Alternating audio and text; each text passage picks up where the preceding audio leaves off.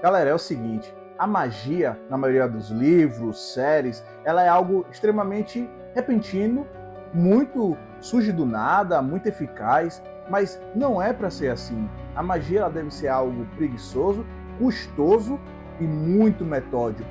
E esses são alguns dos erros que é cometido pelos autores na hora de criar uma obra onde a base é a magia. E iremos falar sobre isso no vídeo de hoje. Basicamente, a base do vídeo de hoje é de Brandon Sanderson, as 3 leis do world building de magia. Quem quer construir um cenário ou uma obra de magia precisa levar em conta esses 3 erros que é cometido pela maioria dos autores. Ou seja, repetindo o que eu falei na primeira parte, a magia ela tem que ser algo vagaroso, custoso e, entre aspas, preguiçoso. Então a gente vai destrinchar um pouco a filosofia de Brandon para a gente entender melhor como isso deve ser feito.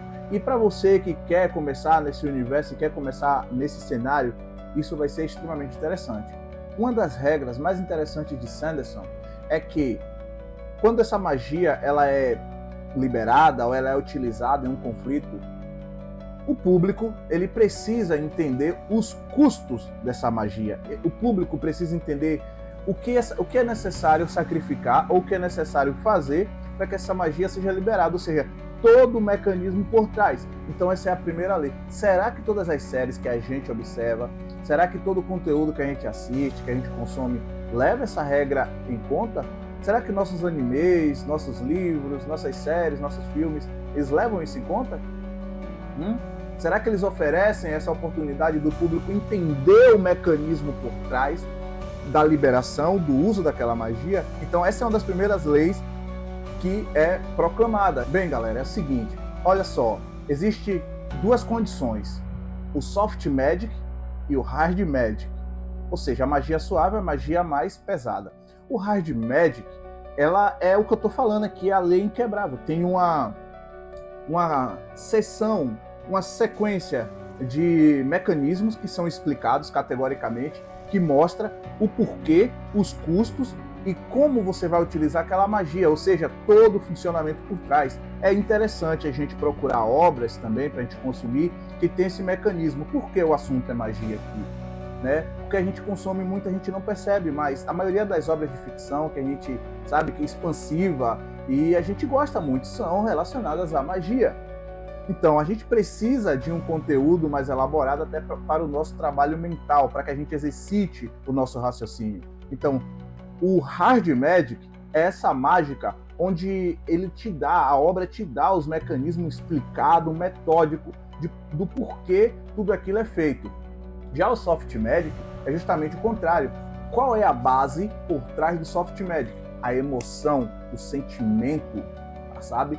Toda aquela questão emocional por trás.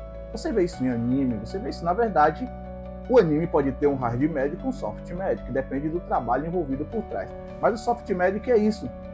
Fadinha, contos mais fantasiosos, mais light, mais leve, onde o público ele precisa receber algo extremamente pronto e visualmente apelativo. Então, eis aí a diferença crucial onde a gente pode perceber a utilização ou não da metodologia de explicação do porquê do funcionamento da magia em várias obras. Outra situação bastante interessante nas obras sobre magia e tudo mais, geralmente essas magias são conjuradas infinitamente. Em outras ocasiões, não. Aonde eu quero chegar com isso? O custo. Você percebe isso em Fullmetal Alchemist. Existe um custo para utilizar a magia e muitas vezes o custo é muito caro. Mas existem outras obras, fazendo um contraponto novamente, que elas não utilizam esse preço por trás, o que gera outro furo de roteiro. Não ter esse preço transforma e enquadra aquela magia novamente numa magia de soft magic, que é muito utilizado quando o roteirista é preguiçoso ou ele quer dar algo macarrão instantâneo para o público, algo pronto, algo rápido. Então, galera, é muito interessante quando a gente consome uma obra onde o autor nos presenteia com o hard magic, onde tem um mecanismo trabalhado por trás e também existem os custos, ou seja, os sacrifícios que são feitos para aquela magia acontecer. Outra coisa bastante interessante também é o limite, o edge da magia. até onde ela pode ser conjurada, até onde ela vai gerar um desgaste. Eu preciso, geralmente em jogos a gente vê isso com a mana. Nas obras que a gente consome, na ficção, nem sempre tem isso, correto?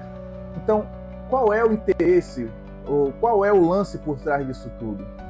É para gerar a trama, talvez a jornada do herói, talvez o engajamento do público, talvez a identificação de determinado público com esse gênero. Então, é preciso ter uma barreira moral e também ter um limite, um esgotamento da utilização daquela magia. Isso é crucial nesse processo.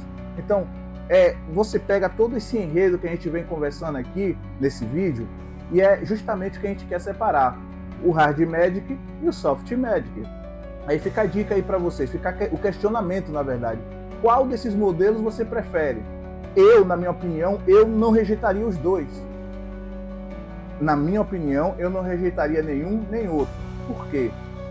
Existem momentos na nossa vida que a gente está estressado, está querendo relaxar, a gente quer consumir obras mais rápidas, mais instantâneas, mais miojo. Não é isso, não é verdade? Mas tem momentos que a gente quer consumir algo mais trabalhado, a gente quer entender a lore, a gente quer ir ali atrás dos mecanismos, da natureza por trás, e quando a gente quer consumir esse tipo de conteúdo, obviamente a gente vai atrás do que chamamos de Hard Magic. Esse uso não clichê, não convencional da magia, eu vou dar um exemplo aqui para você.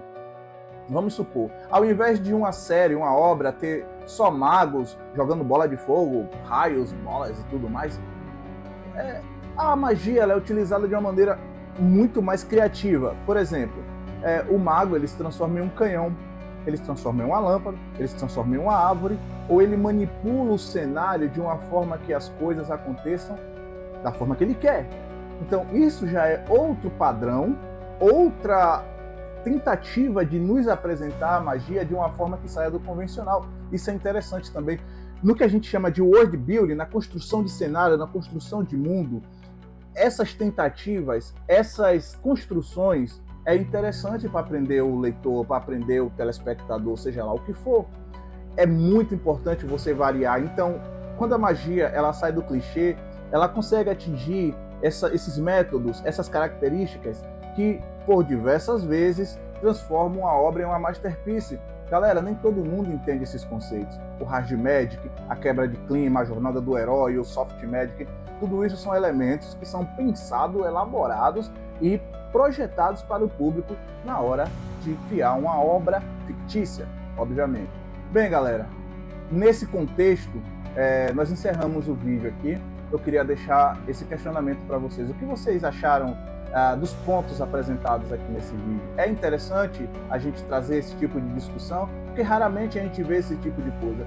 Geralmente, as pessoas já partem para a discussão sobre magia X, magia Y.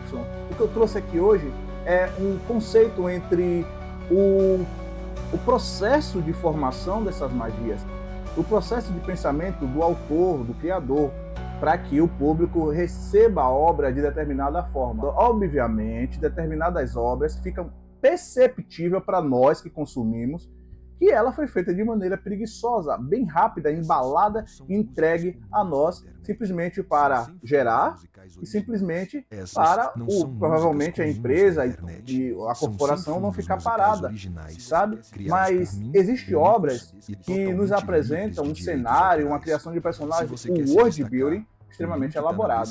Então, pessoal, o que vocês acham do vídeo de hoje? Vocês acham a discussão relevante? Lembrando, esse vídeo é dedicado para quem quer conhecer esses temas, mas para quem também já está mergulhado nesses temas. Então eu convido vocês a deixar um comentário, deixar um joinha e, se gostaram do vídeo, compartilha e tamo junto. Até o próximo.